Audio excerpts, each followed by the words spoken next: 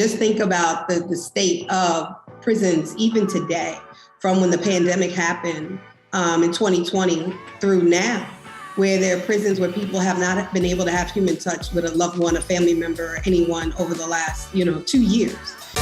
If you believe we can change the narrative, if you believe we can change our communities, if you believe we can change the outcomes, then we can change the world. I'm Rob Richardson.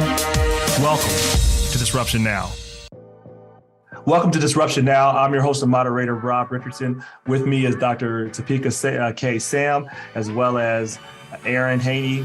Dr. Topeka Sam spent some time in prison, but she did not allow that to define her. In fact, it transformed her, and she is using that experience to make sure to help all the women that she left behind, and making sure society understands the debt and the toll, like literally, figuratively, that is put upon women by this system, by what I do not call a criminal justice system, because justice does not do it justice, because it doesn't deserve to have that word. And our goal is to one day make sure that we do have a justice system. And it's why we have people like Dr. Topeka K. Sam, and also Erin Haney, who was with the Reform Alliance, who is also, of course, a friend of this podcast and great supporter of this podcast and the work that we do. So it's great to have you both on.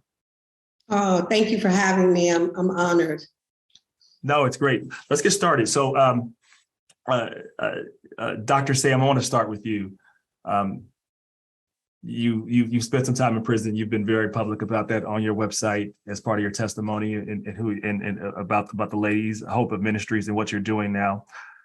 But I want to take you back to where you were when you spent time in prison, which is a very hard environment. I've never been there, but it's easy to tell if you pay any attention that is not an environment that is focused on reform, that is focused on healing. In fact, it seems to really do quite the opposite.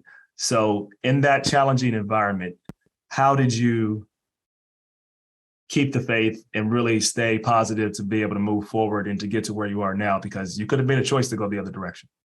Right. Well, I mean, I always say that, it wasn't prison that changed me. It was the women that I met that did. And so I feel like, I can start there. It was the testimonies of the other sisters, the understanding of the things that drove them into incarceration that were very different than mine. The fact that there were women who had been in prison for over a year who couldn't pay $100 bail. There was women that were cycling in and out because of substance misuse. And you would see them, they would go, you would see them and go, and then you wouldn't see them anymore. And then you find out it was because they had an overdose. It was women who were being criminalized for sex work. The fact that they were being the ones that were then being incarcerated, but the people that actually abused them and paid for them weren't. It was sisters who had, drug charges like myself. I was incarcerated for a conspiracy drug charge, but were sentenced to life as first-time nonviolent drug offenders because they didn't cooperate, and they couldn't cooperate because they knew nothing. But their male counterparts often didn't even spend that much time in jail, and sometimes not at all, because they end up throwing them under the bus in order for them to get leniency. And so while I began hearing all these different, testimonies, and then learning after doing my own research and reading, and, it was that 85% of all women who were incarcerated were mothers. 90% of all women who were incarcerated were survivors of some type of sexual trauma or early childhood trauma or abuse. 95% of all women who are incarcerated are survivors of some type of, mental health issue. Yeah. And I use the word survivor because, again, that is something else that they're being criminalized for. And whether it's something like, anxiety or depression, or more severe, like schizophrenia. Right. And all of the things that are driving women through incarceration, which is very different than that of men. And while I'm grateful to God that, for me, I had support, I had visits every week, if not every other week, whether I was in Virginia, Connecticut, or Illinois. But there were sisters who had been in for decades and hadn't seen their mother or even their children in a decade. And, there were times that we even supported making sure, and I say we, myself, my friends, my family, supported to making sure a child was able to see her mother after 10 years. A mother was able to see her daughter after 7 years. Like all of these things. I knew that, if people saw the faces of women who were incarcerated, that women would not be the 800% increase over the last 20 years. Like I knew that without a shadow of a doubt, that there needs to be systems where you are holding people accountable while healing them, because the system as we know it now does not do either. I mean, to face it, even being in prison is not holding a person accountable, really. If you think about it, it's just warehousing, throwing people in cages, being more punitive, compounding more trauma, and then 95% of all people are being 98% of all people are being released. Yeah, I mean, have to be released, right? Right. So you said a whole lot there, and I don't want to interrupt you, but I do want to make sure we unpack a lot of things you just really said. Yeah, I just wanted to give it to you all now. Yeah, but it's okay. But let's break it down a little bit, because I'm gonna go at least piece by piece and revisit some of these. Specifically though, I want to think about because you mentioned several things. You talked about why people are in prison, and there is this because of the, I want to say it, dramatization of the criminal system, because it's not justice, and it makes it very black and white, that everybody, they show cops are robbers, cops are the greatest people on earth, and all these criminals are doing the most heinous of crimes and they deserve to be there, and we focus more on the stories as cops and the prosecutors as the ultimate heroes. Not to say sometimes they are, but they're not always, right? And then so that's the problem, because you have this narrative that is not correct, and that's not how the system actually works. And so you talked about how some people are just behind bars, not because they're doing any major crime, it's because it's the crime of poverty. That's the crime, right? And then I want to get more into the issues of mental health and trauma, but let's talk about the crime of being poor. Like, Erin, I'll go to you in terms of like how, looking at the Reform Alliance from your position there, how do you help people understand the link between really mass incarceration and mass poverty? Yeah, so I think Topeka laid out a number of issues really well, far better than I could. And it's why it's so important that these movements are led by people who are directly impacted. So I've been a criminal defense lawyer for over a decade, working mostly on death penalty cases, but on a number of different cases. And I don't have a single client whose life would have been dramatically different if they had had resources, right? But for finding themselves in a situation where they had very few options. And again, people do make choices, so I don't want to take away agency completely. But for being in a situation with very few options, and as Topeka laid out, but for unresolved, untreated trauma, the clients, including the clients that I had on death row who were accused of the most heinous crimes, would have never found themselves in that situation, right? We have whole sort of categories of crimes in this country that are unapologetically based on poverty. And I'm not just talking about theft and petty theft and a number of different crimes that have to do with taking resources. I'm also talking about quality of life crimes, right? We have a whole category of crimes in this nation that people are prosecuted for simply for being poor. So quality of life crimes tend to be crimes where we are criminalizing human functions on the street. So you hear sometimes about sit and lie laws throughout the country, right? Where people are sitting or lying on the sidewalk if they don't have somewhere else to go, people who are using the bathroom on the sidewalk, people who are existing out in public space because there is nowhere else for them to go. Those are quality of life crimes. And those are crimes that many district attorneys throughout the country prosecute, and in fact get pressure to prosecute. Right. So those are crimes where we aren't just talking about the link, right, between poverty and crime, which I think is clear and linear. But here we actually have started criminalizing poverty in a very basic, direct sense as well. Yes, I mean, we really do criminalize poverty for sure. Erin, I want to ask you one question, then I want to go back to Dr. Topeka Sam. As a legal defense attorney, talking to the listeners, what's the one thing that would shock them about how our system actually works? That would just shock them. If you can think of the one thing that just, or it could be a story that you've been through in terms of representing. There are so many. So, I guess what I'd start with is sort of the banality of injustice, right? The fact that you would be hard pressed if you were to court watch in a system in the country. You would be hard pressed to spend even an hour where you don't observe shocking miscarriages of justice in our criminal legal system, right?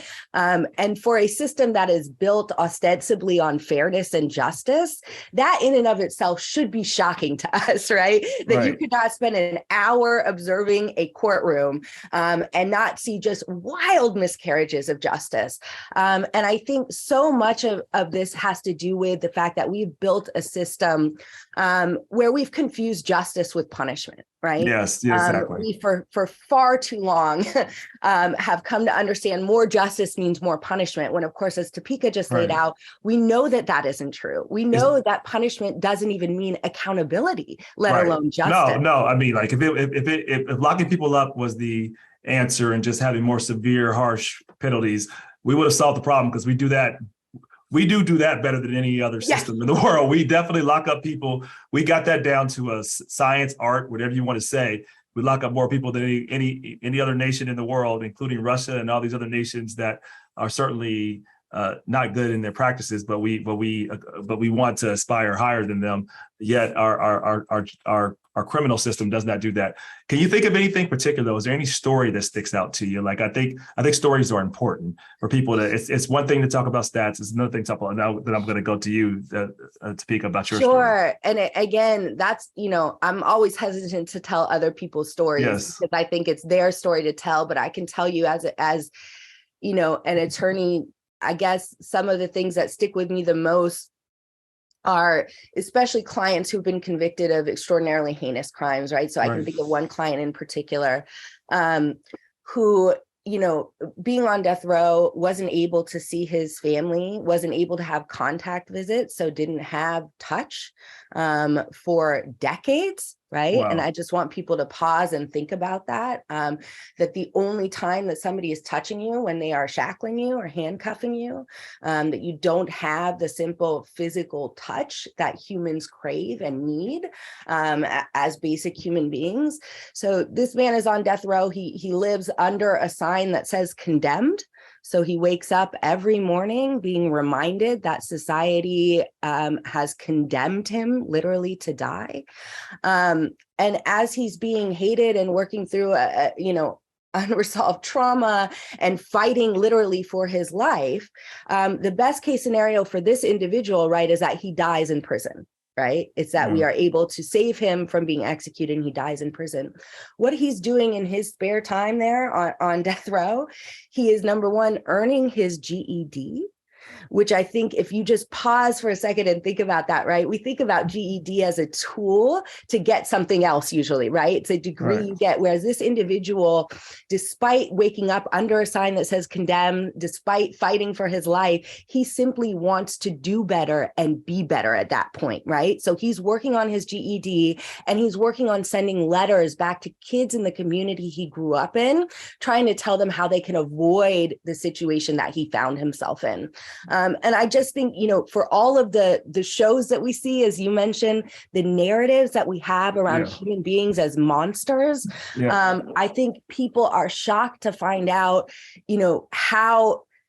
how humans are resilient. We are at our core compassionate, and how at our core we want to do better and be better, right? That we are not defined by that one moment of the crime, that we're so much more than that. And I think you can see that, nowhere more than when people are fighting for their lives on death row. Dr. Topeka, one of my favorite quotes from one of my friends based here in Ohio, Shakira Diaz, you may know her, with the Alliance for Safety and Justice. She often says, like, no one should have to audition for humanity, right? That's just a fundamental belief she has.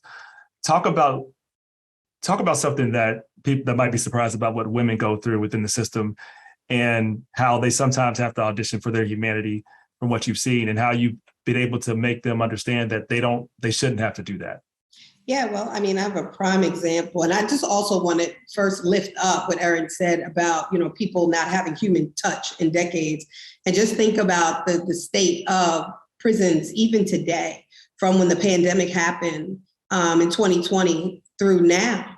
where there are prisons where people have not been able to have human touch with a loved one, a family member, or anyone over the last, 2 years. And what that is like. And so it just kind of took me back there for a moment, because I have friends right now who are incarcerated who haven't been able to get a visit because the prisons are saying that COVID is still circling. And even though, they're deciding internally not to provide the visits and making people wear reused masks, but the officers aren't wearing them at all. So, it's these dynamics when you think about humanity, that when people are incarcerated, you're not looked at as humans. But I think what speaks directly to this question would be the work that we did together on dignity for incarcerated women. Dignity for incarcerated women was an idea of, making sure that women had personal hygiene products, tampons and pads at no cost to them, that women were able to be within a certain proximity from their children instead of being sent thousands of miles away, to keep families unified for as best as you can while incarcerated. And in different bills statewide would determine what different types of hygiene products were necessary for women to have outside of pads and tampons. And for me, a prime example, which I've spoken about publicly, as a matter of fact, in the White House at the time, was when I was incarcerated. I had uterine fibroids. And when you have uterine fibroids, you tend to have heavier cycles and longer cycles. And though I had resources, I had family that sent me money every month. I worked 2 jobs incarcerated. I was actually paid a grade 1 position because I was in a federal prison and worked for what was Unicor Federal Prison Industry. So my job paid me $100 a month, where many people only get paid $5 or $4 a month. Wait. Pause. $100 a month. How much did you work to get paid? 40 hours a week. 40 hours a week. My shift was 7 to 3. So you worked 40 hours a week and you made, I just want to hear it again, $100 a month? $100 a month. And then I worked a 20-hour a week and I made $9 a month. But that was high pay, because there are people who work 40 hours. That is high pay to get $100. I was sure $100 a month, 40 hours a week. Is that what you said? And high pay? That's high pay. $100 a month?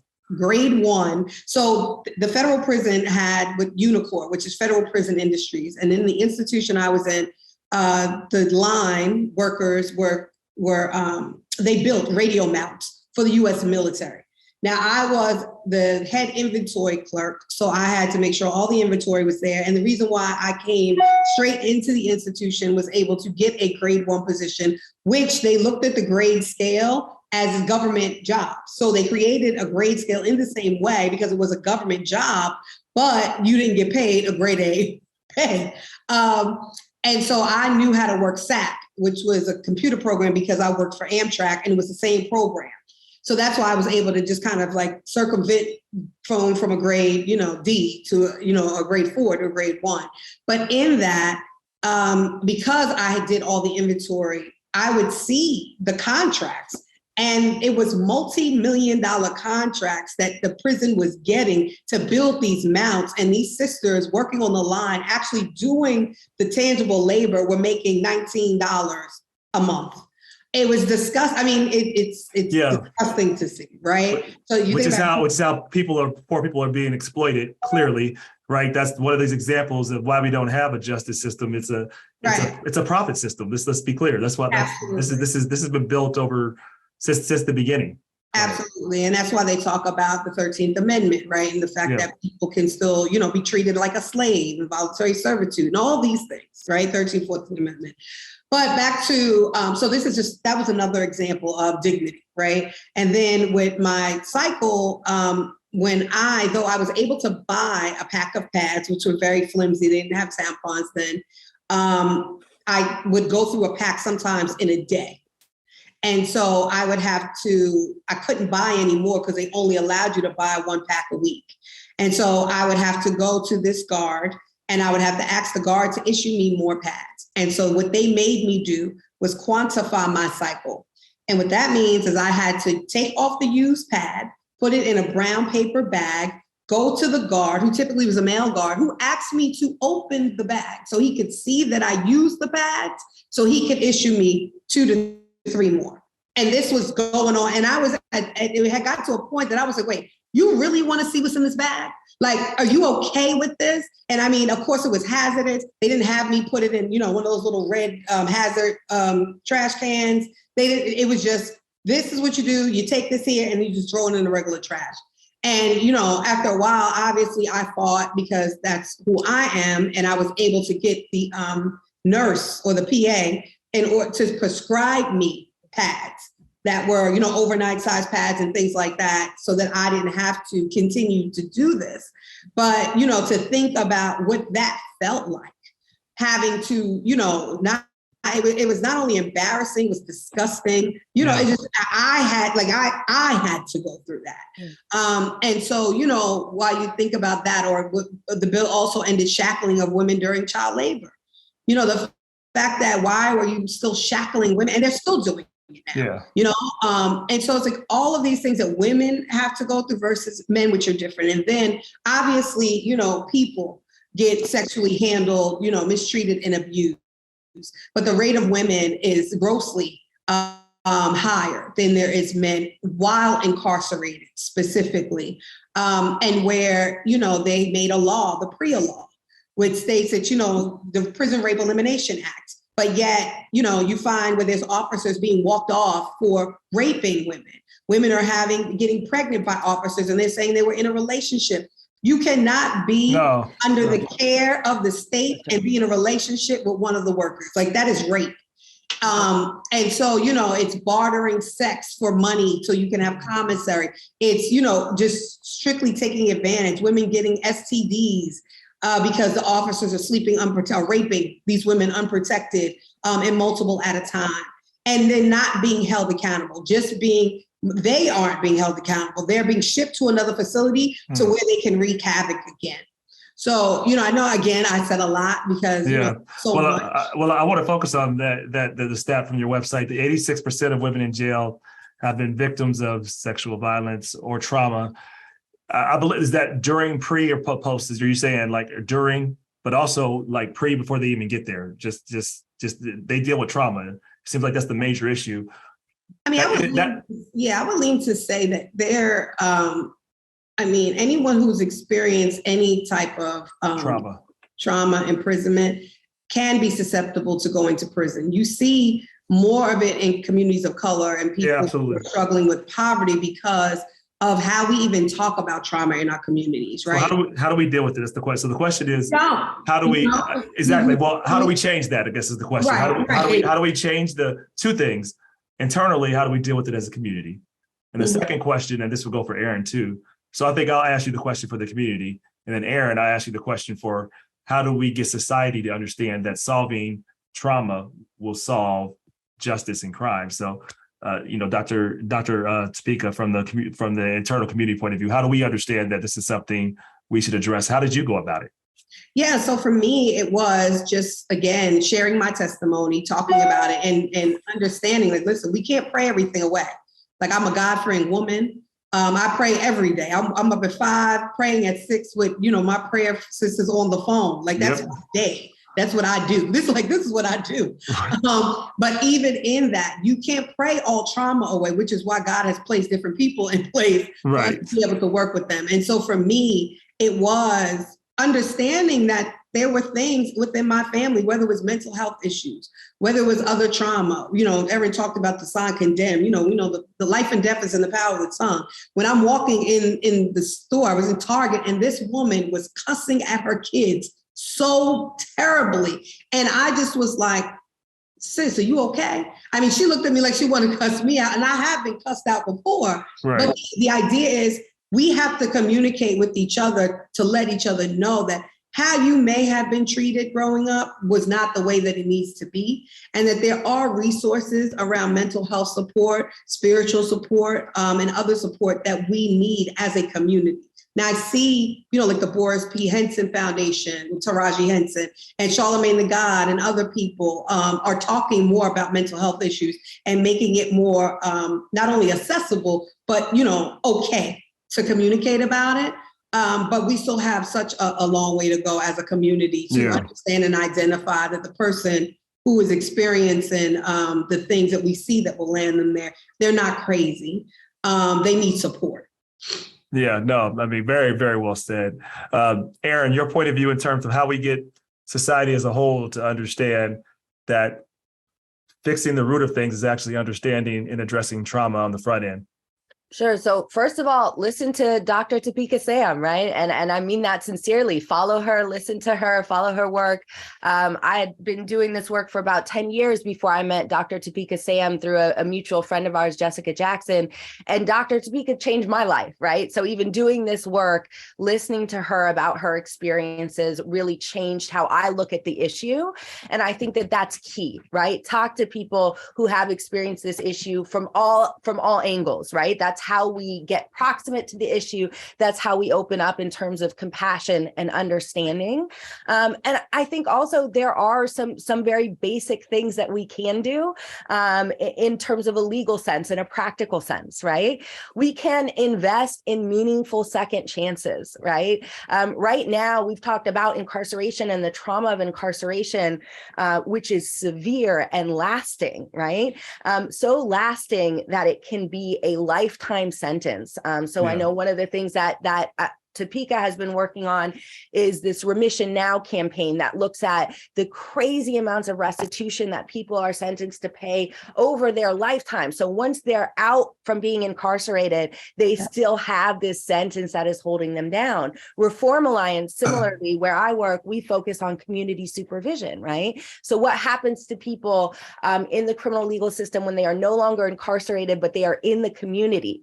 Why are we still punishing them, right? Why are we using that as a trap door and a pipeline back to prison instead of a springboard to success, right?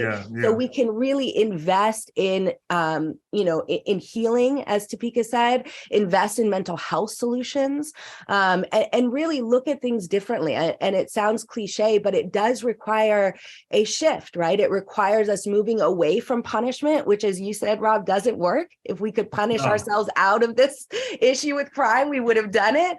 And instead turning towards investing in human beings, investing in compassion, and investing in meaningful second chances. No, I completely agree. And let's just dive a little bit into Remission Now, what the campaign's about.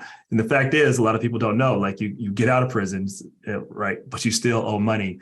And, you've been working the whole time and being paid, it's not even poverty wages, slave wages. And then you still owe money, though you've made profit for others. Tell us about the campaign and what you want the listeners to know and how we can help. Yeah, sure. So with the Remission Now campaign, it was brought to me, actually, the idea of remission, because I had a drug crime. And so I didn't have to deal with restitution. But when I was inside, there was a sister who was incarcerated for a financial crime and had the restitution payment of several $1 million. And then from there, when I got to Danbury into the federal prison, I had met Dr. Jamila T. Davis, who told me about the financial crimes. And then Ivy Wolf-Turk and Linda Tribby and all these other sisters that I were incarcerated with that had these 30, 12, $10 million restitution amounts that we knew they would never pay. But the issue, not only when they were released, while they were incarcerated, they had to pay restitution. So you already heard where, you're making $9 a month, $4 a month, and then you still have to pay restitution payments. A friend of mine who is presently incarcerated now, a guy, he just started working for commissary and he has a $2 million restitution, which, by the way, he never received a dime. The judge even said that when he sentenced him as a part of a conspiracy and still gave him the $2 million restitution to pay. They have been taking $200 a month from him. So any money that comes into the prison, they take the money out and add for a restitution payment that is still accruing interest while they're in. It's fascinating. That's wild. It is. And then it's like, where does the money go? There's no victim. In many of the cases, there's no victims. And so when there's no victims. That's a good question. Where does the money go? I like that. We're trying to uncover. Oh, okay. All right. Campaign, right? So a bunch. I mean to laugh about it, but I don't know what else I could do. Laugh or cry. It's just crazy. No, it's true. So many of the sisters, Elise Roper, Dr. Davis, Sarita Steib, who received a pardon and remission for her restitution. When we were working on this, we found out that I did not realize that a pardon doesn't always include remission. So you can get a pardon and still have to pay back $2 million, which is okay. Judith Negron wow. was a prime example of that. I think her restitution was over $40 million. And she received a pardon from the president, a clemency from the president, which released her from prison.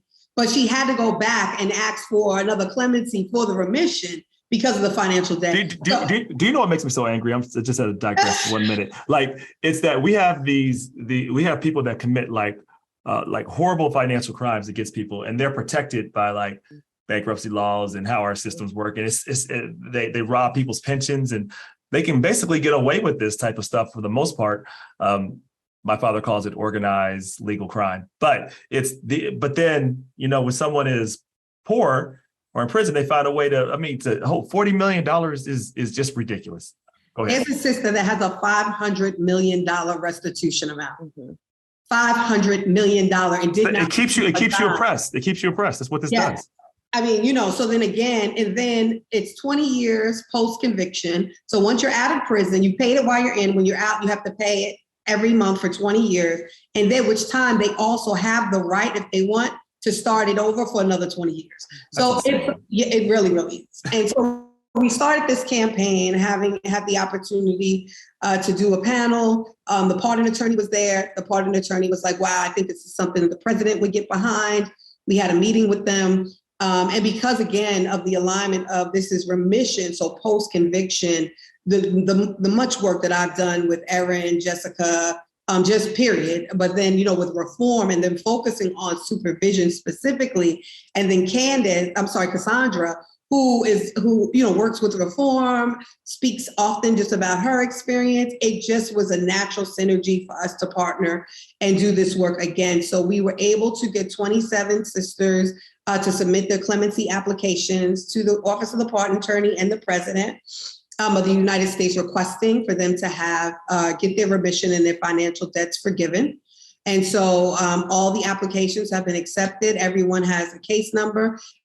And now, we're waiting, praying, looking to get meetings, directly to the president so that we can have these conversations so they really understand that this is just another part of the system that no one talks about. What we were able to do working on this was to get the information updated on the U.S. Pardon Attorney website, which was huge because they were able then to talk about the things that people need to do while they're looking for remission, which has not been done.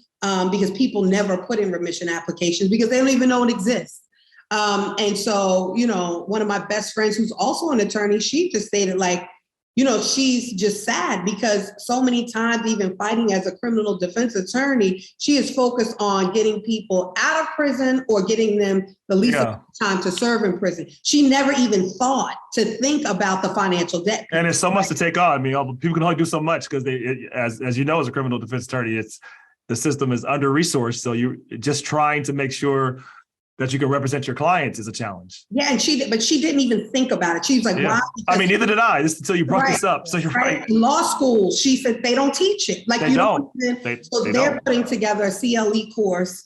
So that we're really excited about that. That's awesome. To